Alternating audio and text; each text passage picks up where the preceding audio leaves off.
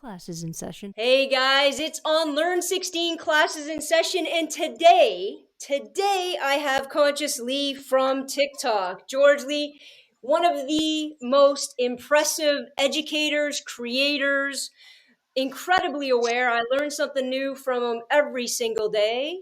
And welcome. How are you doing today?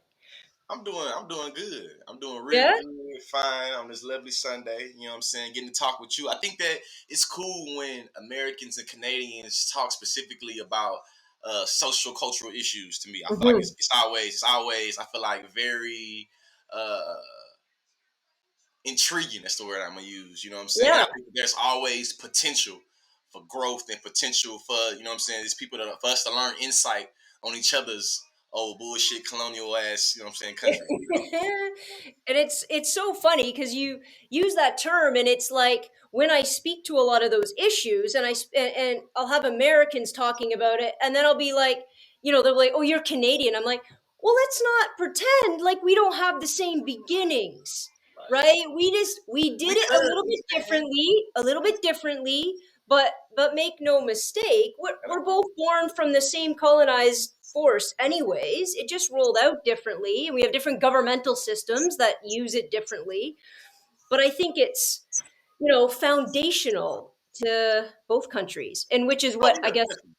you Yeah. know, How I would explain it is the relationship that Canada has with America. You really can understand white kinship. You feel what I'm saying? You can understand how we having a global analysis of white supremacy. We can recognize though there might be trials, tribulations, and even like some type of oppositional ideologies or perspectives. Shit. At the end of the day, when the white folks in Canada get pissed off and the white folks in America get pissed off, we already know historically it's gonna be coming together, and all those nationalistic beefs gonna get put to the side, and we gonna deal with the current people we gotta deal with. Whether we gotta go colonize another island or we gotta kick some motherfuckers out of the continent, that's really how I see it. Like First Nations people, you feel me, and mhm. indigenous folks of America, shit, all you gotta do is pick up. You can go to a good how America. I mean, how the world is now. You can go to TikTok. You can type in some shit and find 15 seconds of somebody giving you a profound analysis. Or go to YouTube and just so that's how I see it. Like really, Canada, American, y'all colonial cousins, man. Absolutely. Well, it's absolutely, and those foundational. So when I talk about things, it's interesting because you guys have a huge sort of conversation and this dichotomous blow about CRT. And people ask me about critical race theory. I go, well, I teach all critical theories. Why would I not be teaching that one? I teach feminism. I teach sociology. Well, that's not for school. I go, is theory not for school? What the heck am I going to teach in school then? You just want me to teach what? How to color in a map? No, I'm sorry. That's not education, right?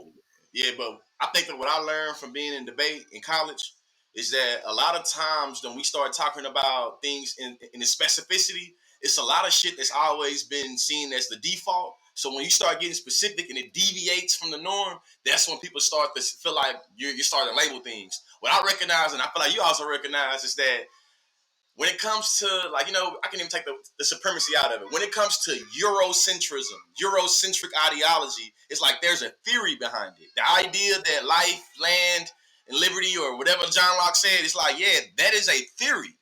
You know what I'm saying? If you believe in Absolutely. social Darwinism or the goddamn discovery doctrine, that is a theory. And I All think that a theory. lot of times when it comes to whiteness and white supremacy, what's seen as being the norm is not labeled. So when you start to label things, that's when people start, you're trying to divide us, and how come we all can't just be Canadians? Right. There it is.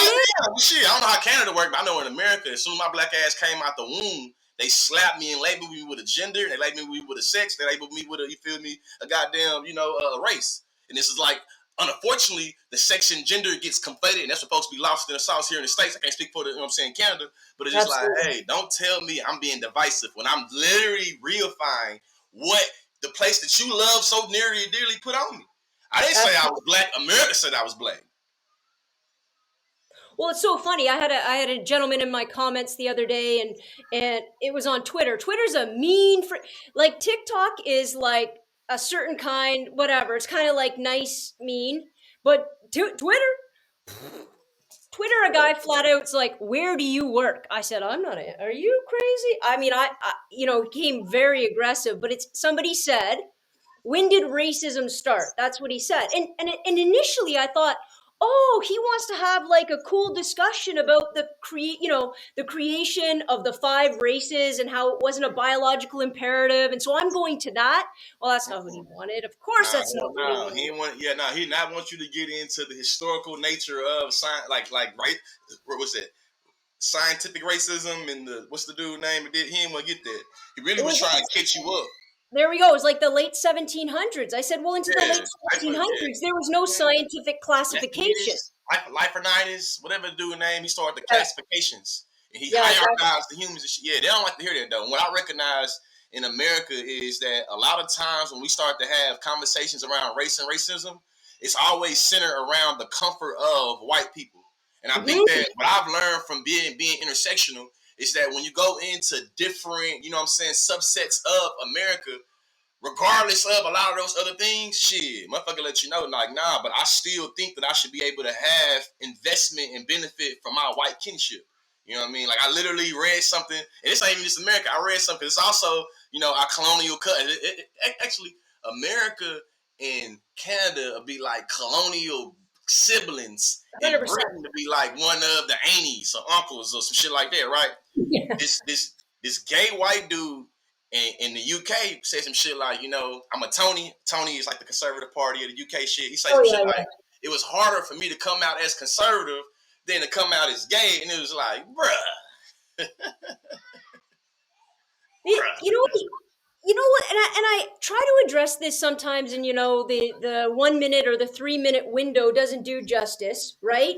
But the notion of that bubble, and I'll be straight up with everybody, not to use a poor choice of words there, but I was straight and I was obviously white and I was born into a Christian family and I grew up with some money and I grew up in a suburb of Toronto. Okay, Yeah. so I lived a very pretty little packaged life. I thought when I was a kid, when I was in politics class in high school, I labeled myself a conservative Yeah. because I can see it so clearly. The idea that pulling yourself up by your own bootstraps or we're each individually responsible, I never felt any of that weight, right?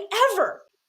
And then as I got older, I started feeling it from being a woman. I started feeling it a little bit. I started being like, and I started to get educated at university. I started to feel like when I tried to buy my first car and everybody kept telling me what colors there were to choose from rather than like just stupid crap like that, right? Or I went into like an electronics store to buy a television and they'd answer the guy I was dating. And the guy's like, dude, I don't know about TVs. You should answer her, those kind of things. But again, those are heavy. Those are just kind of like little, okay, that's kind of weird.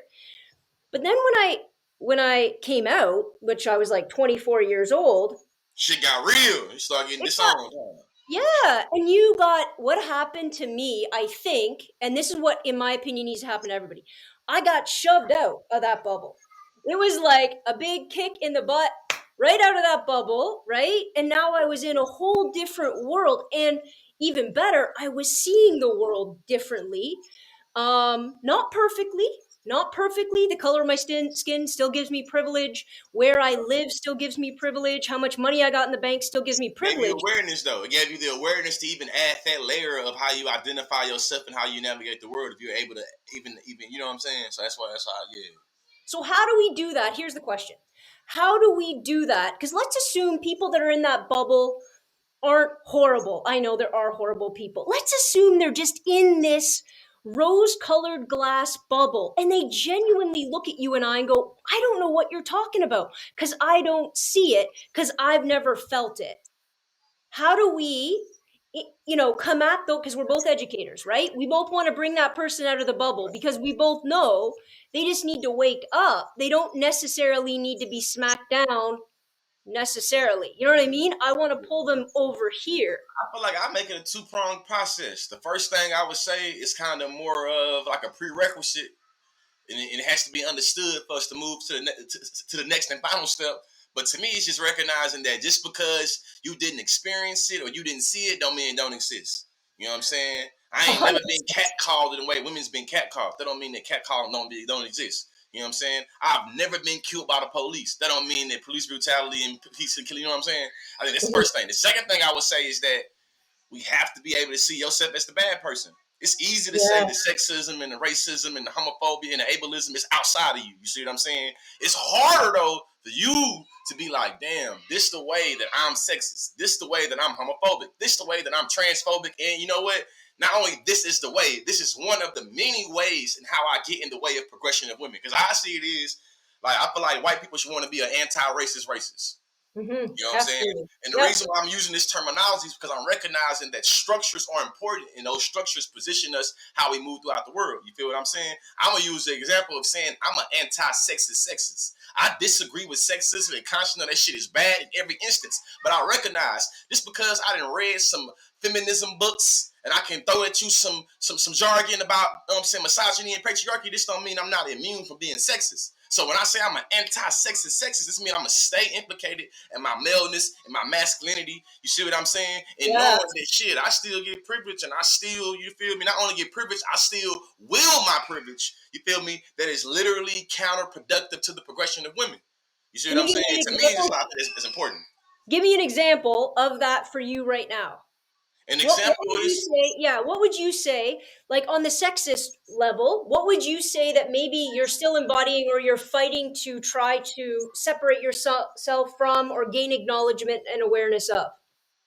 Man, I'm trying to gain knowledge. I'm trying to gain knowledge and awareness of, when it comes to me giving analysis about gender, just period, me having to always unlearn, relearn, deprogram myself from all of the ways in which I've been conditioned to think about me as being an intellectual, me as being a human, and how my manhood and masculinity is what infuses that. So us having a conversation right now, you see what I'm saying? It makes it where I have to make sure I'm not jumping to cut you off.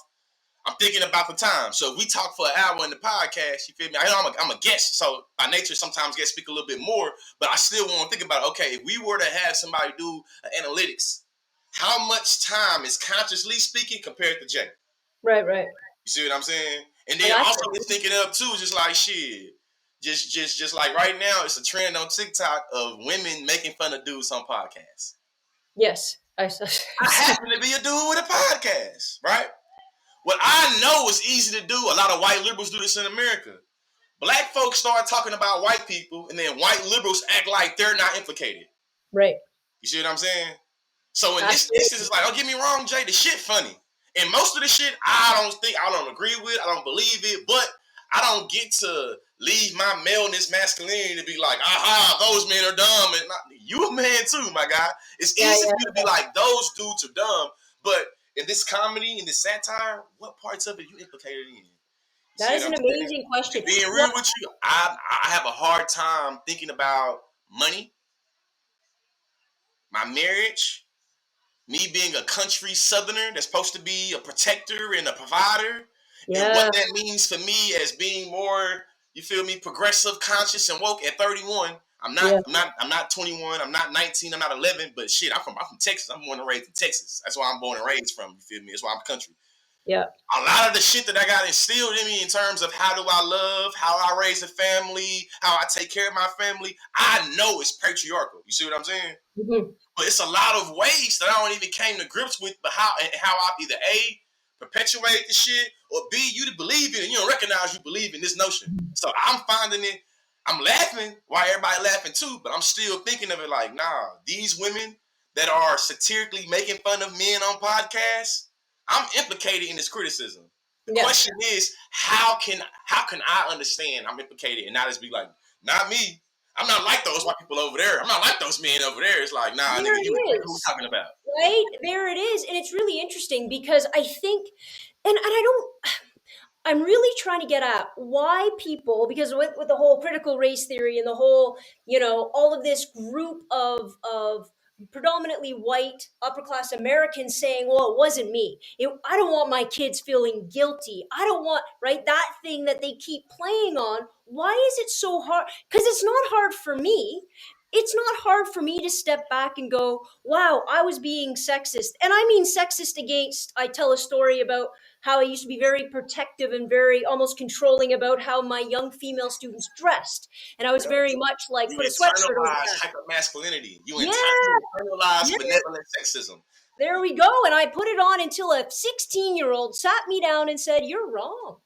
you're wrong, because what you're doing, Joanna, is you're putting the expectations and everything on young women instead of judging and putting limits on what young men are allowed to get away with. And I'm like, If I have my phone yeah, right now, I find this yeah, TikTok right now of this girl, this black girl that's obviously been raised through them church camps, of her literally turning the male gaze and literally going to, at first, you don't know where she at because it's starting out, but she start off like, hey, little Sam, you should really think about your fellow sisters, and you being a stumbling block. You have on these gray sweatpants, and I think you just can't be, sister so and so. And she's literally referring to grown women.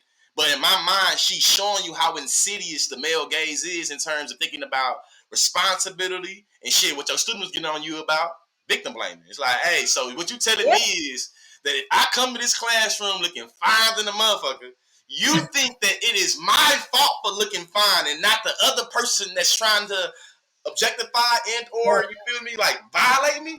That's There it wild. is. And I think that, you There know it what I'm saying? is. But hey, we What talk like that though. Patriarchy teaches like that though. 100%. There was this amazing, just incredible, and unfortunately, I've never seen it in person.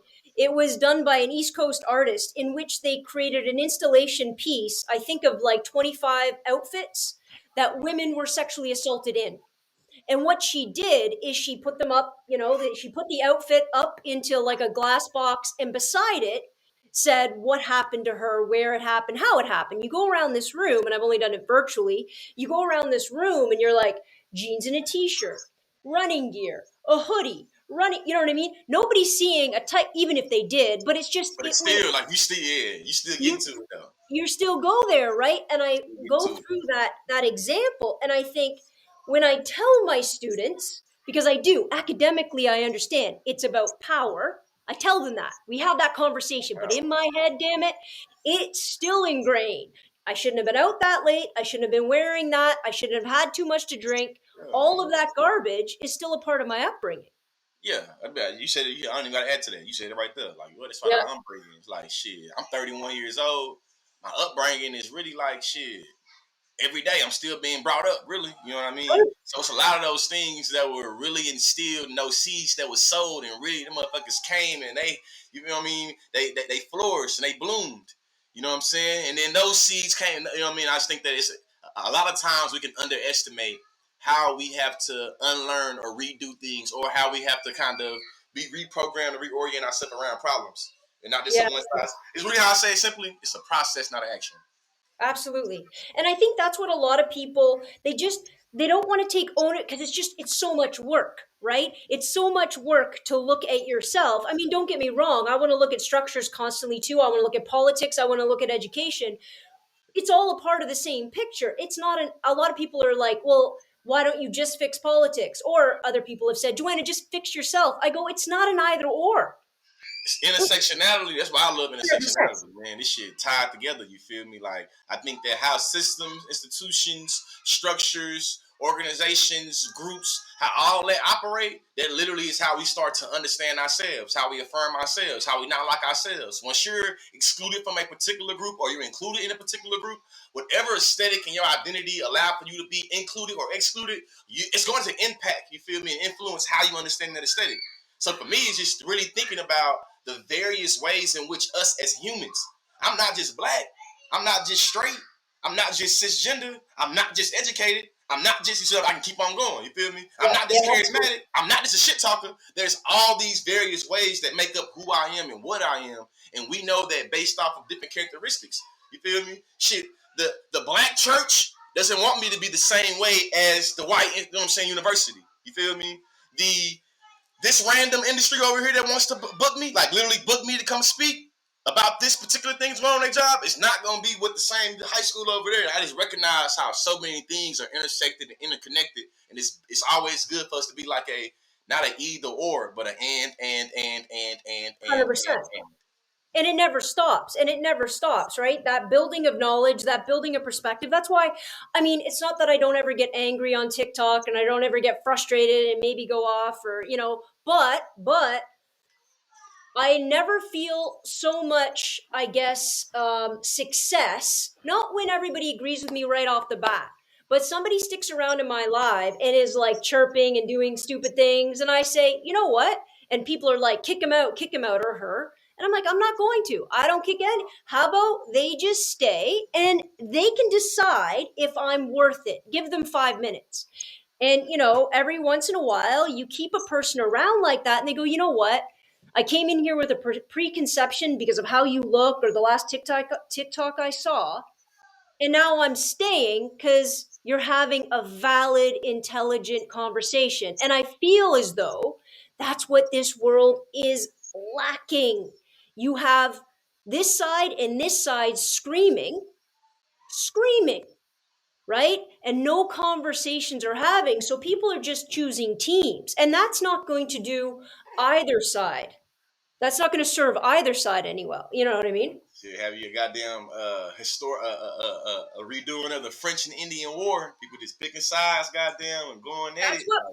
But that's all we're doing. Historical future implications of it, like, you know what I mean? We're gonna beef right now. I'm gonna whoop your ass on Monday. I worry about the implications of it on Saturday. That's the frustrating part, right? And so we roll into, like, we have all of this sort of cancel culture stuff going on right now, or the whole Joe Rogan kicking him off Spotify and all of that. And I'm not going to sit here and say I agree with Joe Rogan's but out of curiosity, though, specifically, what did he get kicked out for? Because I don't know the full details. So he didn't get. So here was the deal.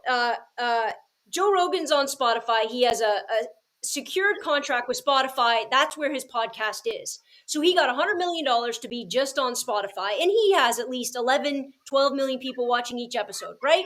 Yeah. Huge. Nobody can debate his popularity. The problem is with some of his COVID information, yada, yada, yada, that kind of stuff. So some people have said there needs to be warning labels. There needs to be something on it when he talks about that particular issue. And what just recently happened was Neil Young said, well, I'm going to go, or Joe can go. Now, Neil, I love Neil Young to death. Don't get me wrong. But you weren't going to win that. You're not, even though he's worth lots of money, right? So Young up, like, man, who the hell is you trying to throw your weight around with goddamn Joe Rogan? Off goes Neil Young, right? Joni Mitchell then sides with Neil Young. I know who Neil Young is. Yep. Joni Mitchell then sides with Neil Young. Now, I sit there and I think, because at the same time that's happening, because obviously I can get way too opinionated, but at the same time that's happening, and I would love to throw down with Joe Rogan, no joke about that. But at the same time, you have the word, you have Mouse, the Holocaust graphic novel being banned in Tennessee. You have the word gay trying to get banned in elementary schools in Florida. You have censorship going up, all Handmaid's Tale getting banned over here. Oh yeah, all over the place. Wait, hold on. I'm sorry. We talking about some important shit. Hold on. We said what? Hold on. Handmaid's Tale getting banned where? Yes. Here's why. And they're banning it from, so in parts of Ontario, it said it's no longer allowed to be in school curriculum. Here's why. The reason is because of the sexualized content, wait for it, and triggering issues surrounding violence. So when we allow censorship, right, it's kind of like you open that door and in walk a lot of crazies, right? I think you're going to agree on this one. Yeah. I'm sorry, I mean to cut you off. I'm sorry, you blown my mind. I'm sorry. You blown my mind. I'm drinking my beer and I'm blabbling. I apologize. I ain't mean to cut you off. No, go ahead. Because I just think it's a step, right? But then I really have to do some internal work, because then I'm like, if I'm not going to censor Joe Rogan, because, that could lead to problems. I mean, and maybe we classify as what we're allowed to censor, because I also don't want to censor any of this body of work that allows for diversity and awareness and some of great pieces of literature. Oh, Lord of the Flies as well. Lord of the Flies is also on the chopping block in a lot of places. Yeah, I know Violence. The Bluest Eye by Toni Morrison is too. What else I I think seen?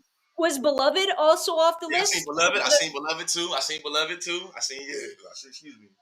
Yeah, I So think how I see the censorship thing is it's a very complex issue, and I recognize that a lot of times when we think about like left versus right, a lot of people on the right believe that, well, if we can get censored, then it happened to you too. And I think that a lot of times when we look at it very like polarized in terms of bipartisanship, yeah, it becomes, I feel like, convoluted. You feel what I'm saying? I'm coming at it as an unapologetic black man from Bryan College Station, Texas. And what I recognize is that before Republicans started talking about censorship in America as a result of Donald Trump, the president, being kicked off of social media, niggas was already talking about being censored. As a matter yeah, of yeah, fact, my undergraduate degrees in African American studies, and we were already talking about censorship in that curriculum because we were thinking about the Black Panther Party, thinking about the New Africa, like thinking about SNCC, thinking about all these different organizations during the 60s that were not only uniquely censored, but literally had their presence in their language, you know what I'm saying, permuted in ways that made them deemed as, quote unquote, the biggest national, you know what I'm saying, threats to international, or the biggest threats to domestic security. You feel what I'm saying? It's like, I think that a lot of times when it comes to thinking about censorship, a lot of the standards that we set, I believe is always already people of color, minorities, women, trans people, disabled people gonna bear the brunt of whatever standard we set when it comes to censorship. And this is what I think. So I feel like it's kind of like a hard thing to think about the balance of, all right, me and you disagree, but we agree on freedom of speech and we think that yeah. we should be ethical. We Yes, disagree on what's deemed freedom of speech and we disagree on what can be deemed as ethical and unethical. How can we come together and recognize that, hey, listen, when you saying that sexist, homophobic shit, I think that shit is oppressive. Not only is it oppressive, it's unethical. As a content creator, it's literally where it's like, all right, man, it's a certain level of oppression that I got a threshold for, because I got to give you freedom of speech. And I recognize how we condition is that I can deal with a little racism, a little sexism, a little homophobia, a little ableism. You get a little bit. You right. feel what I'm saying? But if I'm being real with you, what makes me concede that is because of how normalized people think about, hey, I wish back in the day when I can just call you a slur and get away with it. Right. People are sensitive these days. Yes, Like literally, that's usually what happens though. We start talking about censorship. We start talking about freedom of speech. A lot of people have a hard time with thinking about, hey, listen, in 1950 or 1970 or 1980, you can call me a nigga to my face. You feel me? You can call me a pickaninny. You can do all that shit. You still can call me a nigga to my face. However, you recognize that freedom of speech, not freedom of consequence. right. So yes, your grandfather was able to call me a two-timing, sorry, lazy ass nigga. You mad you can't get away with the same shit. Let's get it then. You can Yeah. say what you want to say, but you might get hit in the mouth, or you might lose your job. Wasn't it Sam Jackson that had was getting interviewed and he goes, "I know you want to say it. Go ahead and say it. You're allowed to say it." And I'm waiting. I'm like, "Oh, go Didn't ahead want and to say say it it." though. Didn't want to say it. So to me, it showed like, now you're having some Yeah. cognitive dissonance where you're acknowledging on your first level of your inhibitions and your convictions that you should not say this word. But something inside of you wants you to kind of play with the water and be like, well, freedom of speech, and I should be able, you can't tell me what I can say or can't say. Well, shit, say it then. Say it right now. I ain't never really got nobody to say it. You see what I'm saying? But then even if they do say it, it's still like, do you feel better now that you've been able? How do you feel? Because me being an academic, I'm just gonna keep going. You know what I'm saying? But to me, I just always think about censorship. Don't mean that black women, black trans, indigenous women, indigenous trans people gonna be policed more because they said something that you didn't like and you believe that they're always supposed to be under you. That's what I think about censorship. What I know is that being an unapologetic black man born and raised down south and still live down south, a white person on Facebook or Twitter or Instagram, they can tell me exactly how they feel, when they feel it, all that shit. But they expect me to be able to hold my tongue, play respectability politics, and want to play niceness, you know what I'm saying, when I respond. And I recognize that to me, that's censorship. Like literally back in the day, I'm talking about I'm really born and raised on a plantation. I'm talking about like my family was enslaved where I was born and raised at. Well, some of them anyway. And what I know is like, shit, on the internet right now, hey, a white person can say something crazy to me on TikTok. I have to watch how I respond to them. Isn't that See what I'm insane? saying? I can't respond to them crazy. I gotta respond to them and say, hey, I know you didn't mean to be racist right? to me, or I know I'm gonna turn my other cheek and just try to give you this. If I have any passion or charisma or video going down, bullying, hate speech, Well, you probably had lots of videos getting taken down for bullying or whatever when that wasn't even remotely being, the case of it. I'm going to give you an example though, because I think this issue of censorship is interesting because I, I honestly believe it needs to be wide open, but then I get to things like this. In Alberta, province in Canada, not too long ago, all right, when I was in high school, so like in the 90s and before, there was a guy named James Keekstra that was teaching in Alberta for years, History 10, that the Holocaust never happened, that it was exaggeration, that it was all of that kind of stuff, right? And he would have books. Of anti-Semitic course, he had books, right? Here, this book proves it. And that went on for years until this one Jewish kid moves into this small town near Edmonton and goes home that night and says, guess what we learned at school today? And it all goes to court. James Keekstra says, and here we are, it's freedom of speech. Now, in Canada, not so much. You're a representative of the government. That is not freedom of speech. That is hateful speech. That is all of that kind of stuff. Boom, he got fired. But how do we draw the line? Where do we draw the line? Because I think it's so incredibly important to have this conversation between the two sides about what can and can't be said. Or do we just go, you know what? It's just like Jerry Springer. Remember when Jerry Springer used to bring on all those crazy white supremacists and they take off their hoods? Maybe we just let it roll and we let all the idiots show their faces, and then we make choice. Then society gets to choose. But how do we draw those lines? I think it's like one of the most fundamentally important questions, especially when it comes to education. I think that we would have to have a first conversation between the distinction between material reality, symbolic reality, and feelings and bloodshed. And not say that feelings don't matter, but recognizing that, like, you know what I'm saying? But I think that's how it happened. Because in my mind, it's like, okay, if I say that, in the public curriculum in America, for you to say that slavery was, part of the enslavement of Africans was about civilizing them and saving us from savagery. If I say that is hurtful and violent, white supremacy shows me, and what I don't understand about white supremacy, I'm being pessimistic, a little pessimistic on it. But white supremacy tells me that if black progression happens, it's always going to be followed by white backlash. So if I can get the white folks in America to say, you know what, consciously, you're right. We shouldn't teach that the way that we brutalize you and enslave you was to help you. We shouldn't teach that. That's bad. However, our feelings is hurt when you started talking about slavery and we didn't do the slavery. You see what I'm saying? I know it's going to be a tit for tat type shit. Oh, yeah. Hey, I live in Oklahoma. I'm born and raised in Texas, thinking about moving back to Texas. The conservatives I'm born and raised around that I'm going to have to deal with, and whether I want to run for office or whether I just want to vote. You feel me? Whether I want to just make sure my community is doing good or I want to take the bull by the horns and make sure it's type shit. I know the people that I'm going to have to try to reach across the aisle with, you feel me? We come from different shits. And the way the world works is usually it's like they expect for me to adjust. To come to the middle and do the adjusting. Right now, I'm knowing like a lot of folks don't like me on the internet because it's like, I tell you, like, hold on. So you got more beef with me and how I'm responding to racism than you have with the actual racists? Yeah, fuck you in them. I don't care about how you feel about me. You feel me? As a matter of fact, whoever you're going to tell on me and they feel somebody about them, fuck them too. And that's usually how I be. Really, it's like, hey, what you see is what you get. I'm an educator that love to talk shit. Regardless of how much slang and ebonics I use, you cannot deny the substance and content of what I'm saying, and them degrees speak for themselves. You see what I'm saying? You ain't got to send your child to my classroom. I'm going to be all right. But I'm going to be unapologetic in what I say. And it's just like, shit, I know a lot of times when I'm dealing with white folks down, not even white people.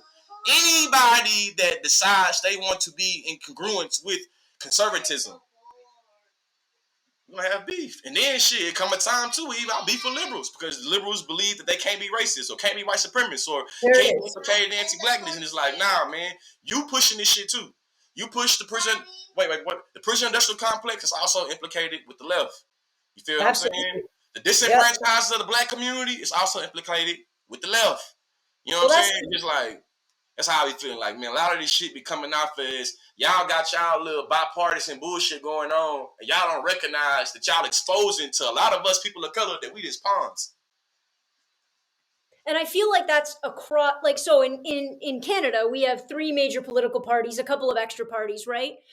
But we have three major political parties, and a lot of times when I come down, let's say on the right, when I come down on the right as opposed to coming down on the left, they'll say, oh, well, you just love the left. I'm like, listen, just because I come down on this policy doesn't mean that all of a sudden I agree with everything on the other side. Stop distracting.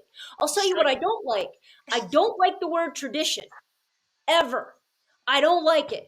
I don't think it never starts a good argument. Oh, it's Anti-tradition. tradition. Stop it. Yeah, anti-tradition all the way. I'm with you on that one. I'm Like, it, that you tradition. you prove to me that it has valid, like, it's, there's some validity to it now. It has power now. It does good now. Amazing. I'm with you, but that's not because it's tradition. It's not because you've always done it. It's because it has value today, right? Like, you Agreed. need to prove that to me. So when conservatives of any stripe are all about conserving, because that's in their title, they want to conserve, they want to hold on to, they want to move slowly. I say to them, what the hell are you holding on to? What is it about the past? What is it about that tradition that you find valid? You'll give a nice little throwbacks to riding your bike in the street. Is this what we're talking about? Those See, things? that's hard. See, I think of conservative contradictions, though. I was thinking conservative contradictions. As a black person on the internet that talks a lot about white supremacy and anti-blackness and, systemic racism and shit like that, I'm told that I'm a victim and I'm staying in the past. By Yeah. definition, conservatives are defined by what they Yeah. are trying to conserve the past. So I just think of, like, There God it damn, is. well, ain't this funny, huh? So you literally sticking to your guns about traditions that are literally, we only get traditions based off of how we are doing shit over time. So it's like you say I'm stuck in the past when you fighting for tradition. That don't even make sense. Absolutely.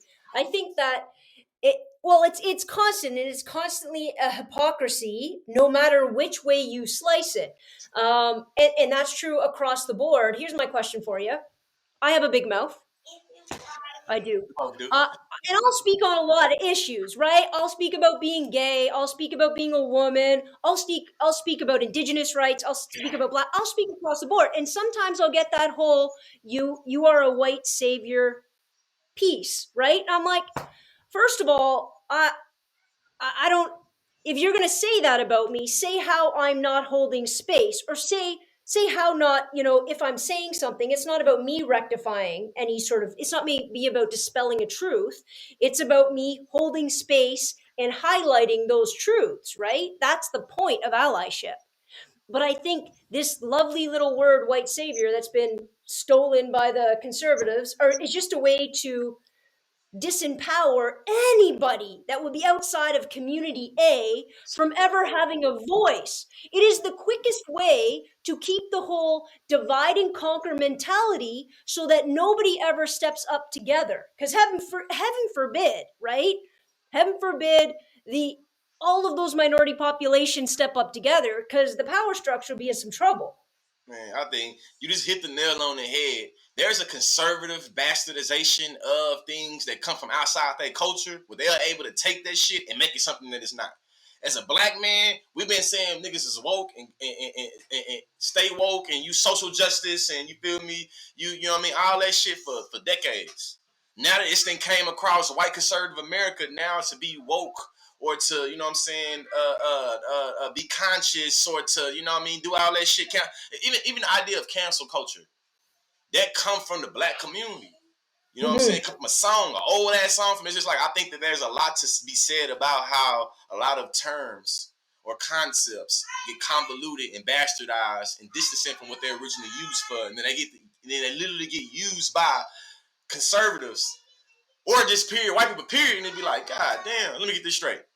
You say African American vernacular English bad, or you say African American vernacular English, and the shit that we do to express ourselves is always some inferior shit. Right. But you'll figure out a way to either A, straight copy it, bling bling, swag, whatever, or just make it something it ain't. Like, damn. So now being woke in America, especially if you're talking about mainstream America, that idea and concept is a demonized, deviant concept. How insane. I was thinking about that the other day. What a powerful thing they were able to get away with. What a powerful thing to say the words woke, which mean waking up, understanding all of the intersectionality, understanding all of the and turning it into something horrible. They woke. They say it's bad. That's an amazing sleight of hand. That's on the level of 9/11 happening, Bush going into Afghanistan, can't find Osama, and invading Iraq as a distraction. That's on that level. Shit, we looking for weapons of mass destruction. Now we're gonna spread democracy. Now we're gonna stop dictatorship. Now we're gonna establish democracy. Now we're gonna keep on moving that shit. And that's really how I see it is. It's like literally, to me, I feel like what we're explaining to me is anti-blackness. Even though I recognize that there are particular instances or phenomenons that's not necessarily white versus black, I would still argue that the paradigm of anti-blackness is what's able to make this thing possible. And how we're able to see people as being fungible objects and whatever they can produce is up for the whims of the world, and you're never seen as a producer, but we love your products. And to me, it's like we get into Afro-pessimism in terms of literature, and it's like I think that the people that's doing that literature over there, it makes sense, you feel me? The world is structured by anti-blackness. Civil society situates upon the black body that makes it where we're seen as being socially dead,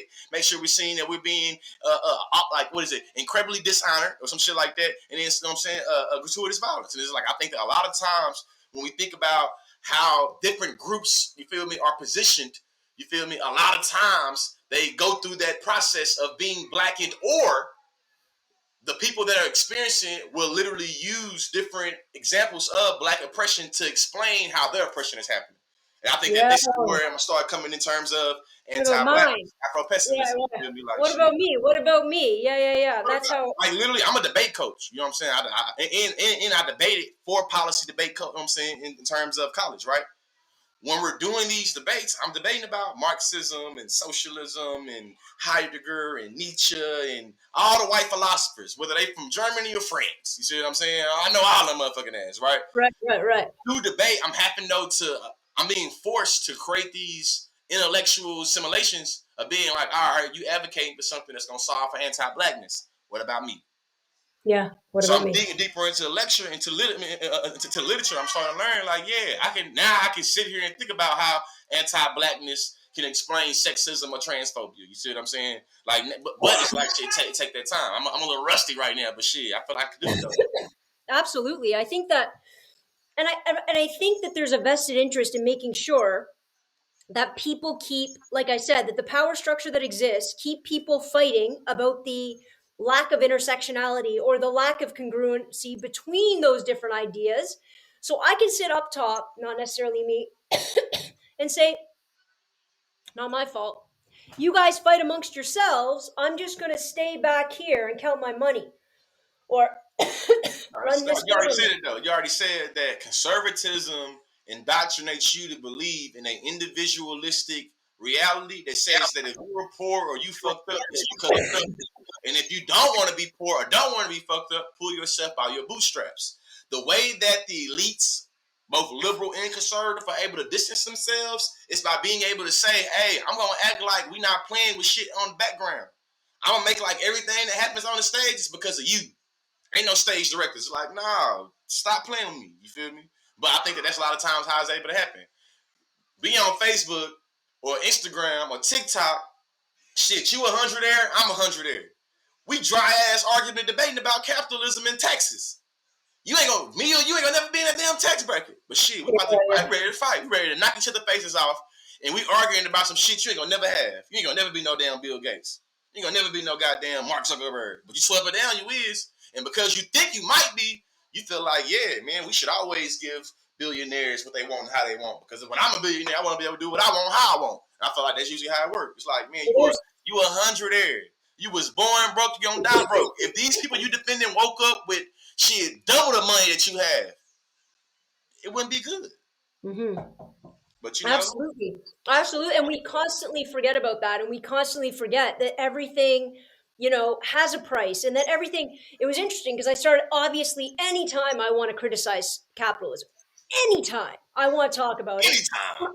I'm a communist, right? Oh I'm a man, communist. boy. Anytime it is, and again, it's just like, why this brilliant setup is so incredibly destructive for 99.9% of the population, where you cannot fix a broken system, where a baseball player is getting paid 500 times what a cardiac surgeon is getting paid, where like we have a broken system. We have monopoly formations left, right, and center.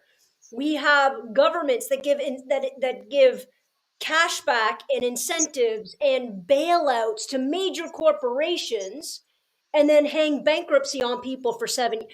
This whole system exists, and as soon as I challenge it, as soon as I say this is not good enough, that's it. The conversation's over, unless people already agree with me, right? Then they're Hey like, man, yay. capitalism puts the cap, like putting the cap in capitalism is like what you're getting at right now. You know what I'm saying? It's just like a lot of the tenets don't really make sense. In my mind, if capitalism is always already about innovation and creativity, why in a capitalist system am I always limited to history? Because in my mind, I'm a debate coach. You feel me? I'm a debate coach. I debate. So I'm gonna be petty and think like, hey, peep game. I believe I'm a bad motherfucker. What this means is that me and you sitting around thinking about political, social, economic systems, I'm not going to limit myself to what has been. I think I'm brilliant enough to come up with some shit.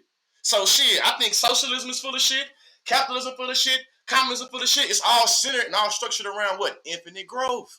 Infinite There it growth is is. not good for the There it community, is. not good for the environment, not good for none of that shit. Infinite growth will always going to lead to exploitation. The question in whether we're talking about these different systems is who's going to be exploited. I believe that if you are conditioned in a capital system, really any system, you feel me? It's like, but people name though. If you believe creativity and innovation is God, then how come you can't be creative and innovative your way into a new system? It don't make no sense. And that's That's really it. what to me putting the cap in capitalism. Because you That's it. automatically believe that I'm opposing your shit. I got to be over there. And it's like, damn, I thought the socialist was the one that was stuck in the binaries, either this or that. I thought capitalism gave me endless goddamn alternatives and options and shit.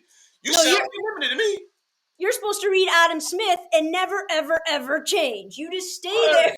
That's really how I see it too, and it's really why I believe in America, Canada, a lot of these Western countries. You feel me? That's built off of that old school, traditional, Eurocentric bullshit about democracy and civilization.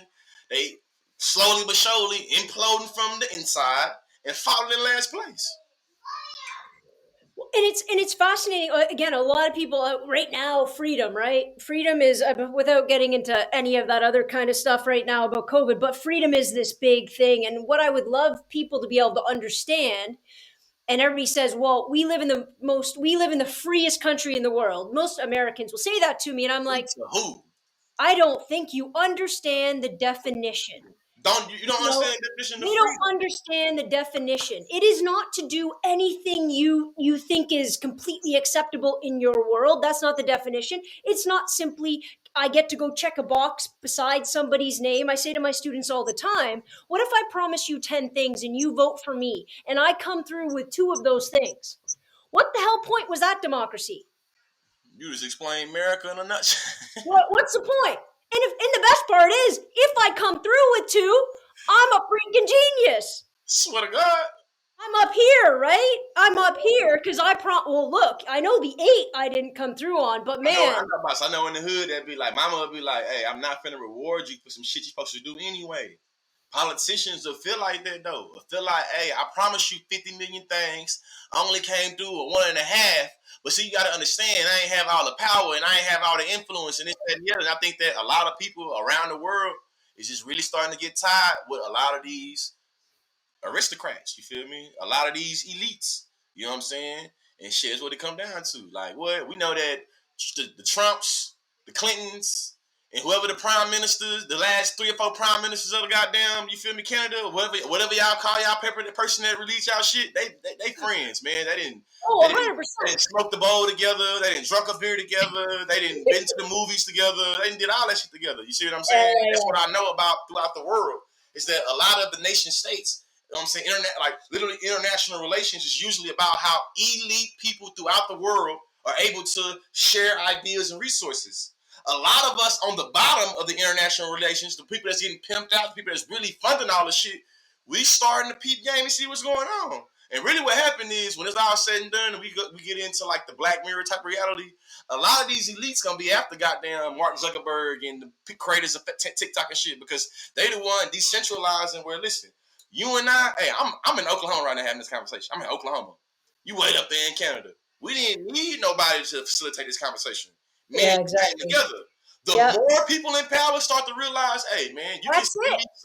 that it's gonna get ugly. It's gonna get ugly. Like the more and more we start to have conversations between Americans and Canadians and Kenyans and people from the UK and people from Sweden and people from Nigeria, and we having conversations and we criticize and we starting to connect the dots and being like, hold on, so your leader said this, my leader said this. Oh, for real? You start connecting dots, shit start getting ugly. The next thing you know, shit, they're gonna be linked up together. All that old America versus Canada bullshit, they'll be gone. And all of they foot soldiers that's gonna fight for them and, you know what I'm saying, fight for the military, that's gonna do whatever. But it's gonna be some of them that's gonna be like, nah, I only came for the military to feed myself and survive, because you ain't give me another way to do it. I'm not gonna do this. But that's really how I see it. But hey, I told you I'm drinking this beer. And when I got halfway through it, you would know. Well, I'm going to go you one step further, because I still say we need personal responsibility. I'm so tired of people listening to any politician ever say things like, I'm not going to charge you any more taxes, but I'm going to give you more. We got to take that responsibility. We got to stop. People are like, a vote, I've elect. Stop it. We can't. And then they blame them. I'm like, I'm sorry. You listen to an individual, and it doesn't matter, woman, I don't care. You listen to an individual that said to you, your taxes weren't going to go up by $1. Actually, in fact, they said they were going to cut your taxes, and you were going to get more social services. Talk about cognitive dissonance, you moron. Where does social services come from? The sun? The ground? Is we minting that shit like Bitcoin? I find it so infuriating. And I have this, I say this to my students all the time. I say, I think there's two kinds of people. I really do. I think there's two kinds of people, politics aside. There's people who believe that a just society will build a just economy. And then there's the rest of them who believe a just economy, like a healthy economy, is somehow going to manufacture a just society. I'm gonna go with the last thing you said. I feel like both of them kind of seem like, but the last thing to me sound like the most better though. Like shit. You think be real with you, like I don't even know. You think a healthy economy would build a just society? You think because I think the focus is because technically we did have a healthy economy. We said it like that again, like we did have a healthy economy. It was called the Atlantic slave. Well, King Cotton, goddamn. King Cotton was an amazing, just economy. Amazing. Because in my mind, what is it? How do you define just through a pure capitalist lens? You can't. But that's my point. I think that's my point. I think my point is no consumption under capitalism. That's your point. If we had a just society, we would never end up in a capitalist one. Yeah. That's the bottom line. Just society, when we worried about those other spheres, those other spheres will take care of themselves. We can recognize the distinction between politics, society, and economy, and we said those three things are kind of what moves the world. If we had, in my opinion, just society to make those other two prongs, the political and the economic, it would feel like it would be more, it would take care of itself. 100%. You wouldn't have to fashion it. You wouldn't have to construct it. You wouldn't have to limit it, right? You wouldn't have to do any of those things because we'd already be moving. Technically, politics is supposed to bring social order over society, and economics is supposed to fund the social order over society. So if we have a just society, we ain't got to worry about, you feel me, being governed. You know what I'm saying? I think about it like this. I can't think about which white philosopher said it, but I know it's white. I don't know. It ain't to me understanding how America and Canada, how we in cahoots. Mm-hmm. This is what I'm about to say. It's been thrown around in Canada too. The government that governs the best governs the least. Oh yeah, I want to say that was Smith. Bro, that's Smith. I think It's Smith, an I don't know who economics said guy. it. Yeah. No, it's an economist because he's like, if the government steps out of it, it's all gonna go. It's all gonna play properly, right? That's the Free market. underlying principle. Yeah, free market.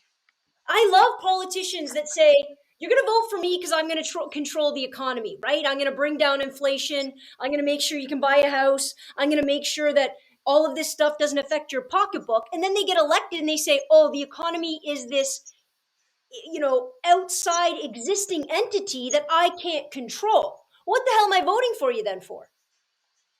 If you can't control the economy, what are you doing up in there? Nothing. I think that in the Western world, the position of politicians is structured by patriarchy and misogyny. I believe that on the individual level, the same way that dudes are, you feel me, conditioned to be deceitful about asking a woman on a date, even though you really trying to get some draws, about telling her she's beautiful and fine, even though you really want to take advantage of her sexually. I believe that the position of being a politician operates the same misogynistic, patriarchal way. I'm going to deceive you for you to give me some type of pseudo consent for me to fuck you over. And I don't say because you gave me pseudo consent that you agree with me fucking you over. That's what, that's why I believe like politicians, that's how politicians work.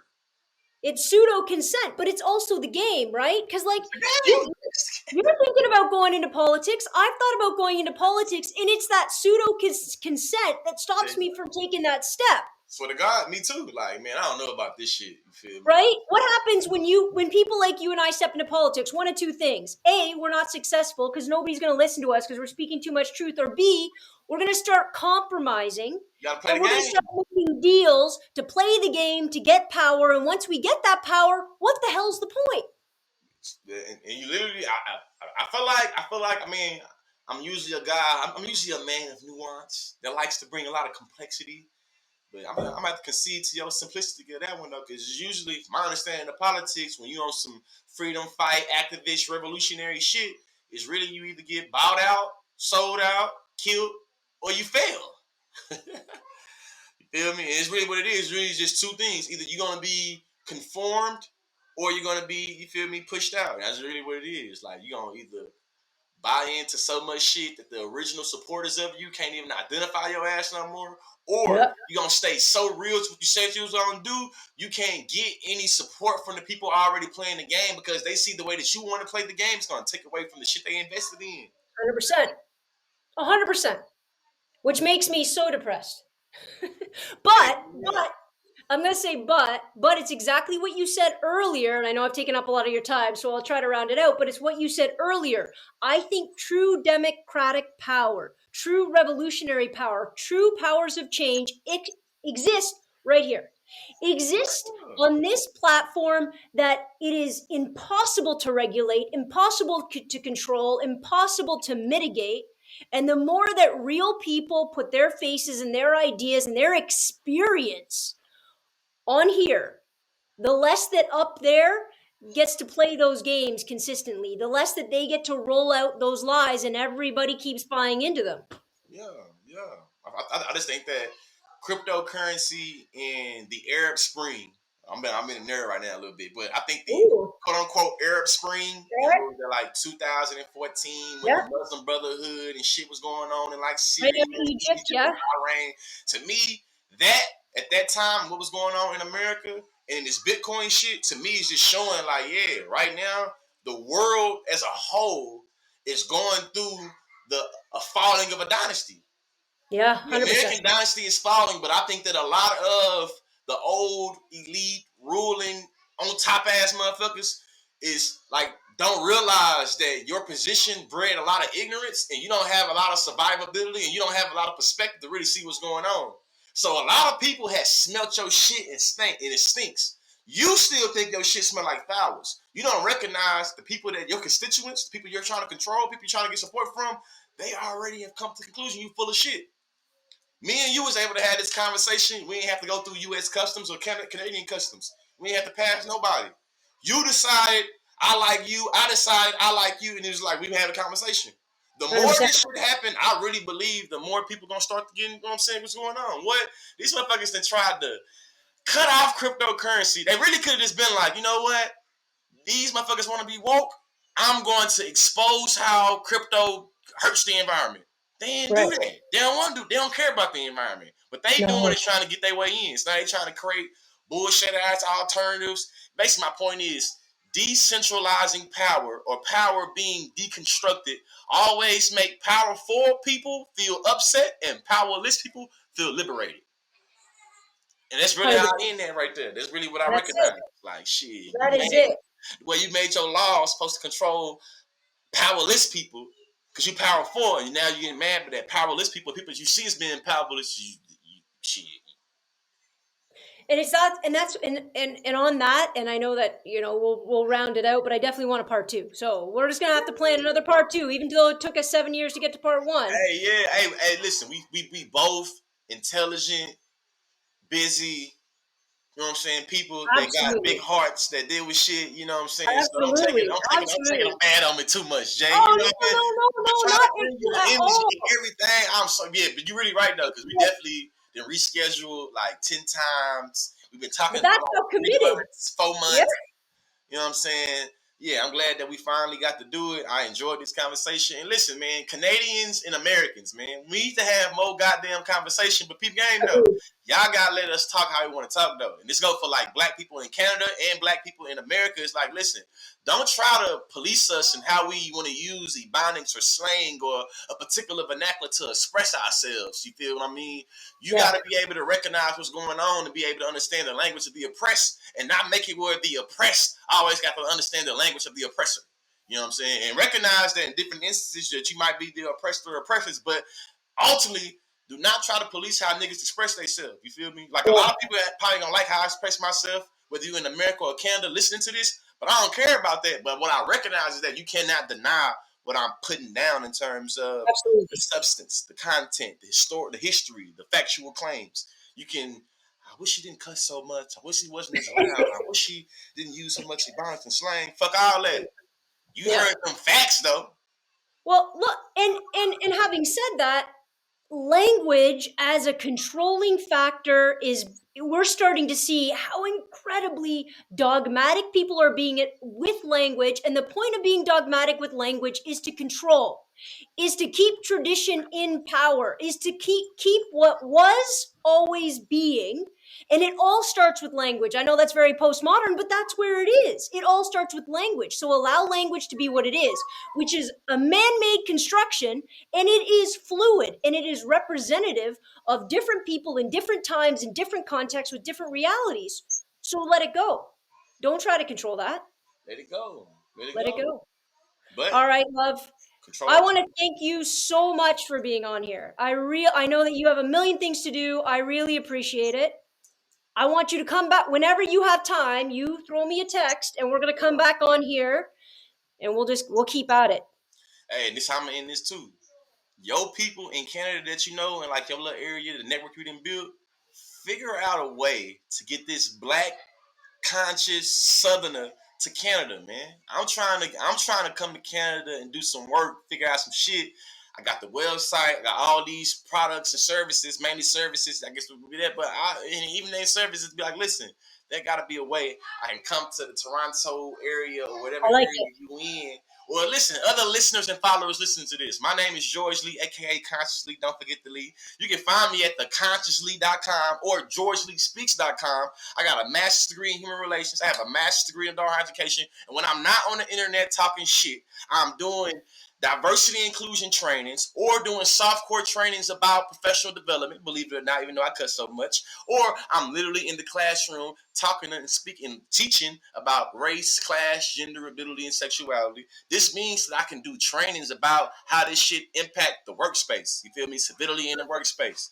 You feel me? Gender discrimination at the workspace. You feel me? Racial discrimination in the workspace. And I'm not going to just give you a cool ass poetic way to talk about the problem. I'm going to give you a method, a strategy, a methodology to deal with the shit. You feel me? Theconsciously.com, georgeleespeaks.com, J.I. Thank you. I appreciate you for having me on. Thank you so much. And guys, I'm going to put all of those links in the description of the episode. Thank you so much, sir. I will see you soon, and I will see all of you guys next Tuesday, Same bat time, same bat channel. Next Tuesday. Yeah. Dismissed.